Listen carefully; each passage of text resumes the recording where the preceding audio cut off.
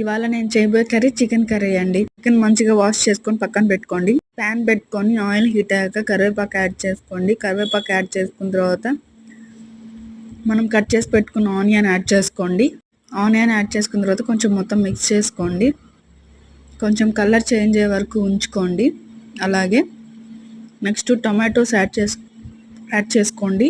Add చేసుకున్న తర్వాత టొమాటోస్ని కొంచెం బాగా మగ్గ పెట్టుకోండి.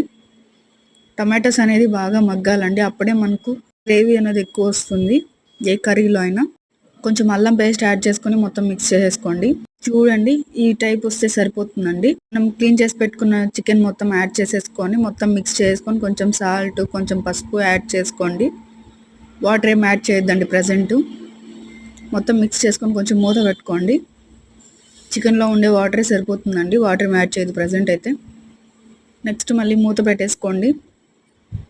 ఇప్పుడు మళ్ళీ మూత తీసుకొని ఒక 5 మినిట్స్కి ఒకసారి మొత్తం మిక్స్ చేసుకుంటూ ఉండండి. అలాగా చికెన్ అనేది బాగా ఉడికే వరకు సరిపడినంత కారం యాడ్ చేసుకొని మొత్తం మిక్స్ చేసుకోండి. ఇప్పుడు ఒక హాఫ్ గ్లాస్ వాటర్ యాడ్ చేసుకోండి. వాటర్ యాడ్ చేసుకుని ఒక 5 మినిట్స్ తర్వాత ధనియాల పౌడర్ యాడ్ చేసుకొని కొంచెం కరివేపాకు పుదీనా యాడ్ చేసుకోండి. మిక్స్ చేసి ఇంతే అండి ఇవాళ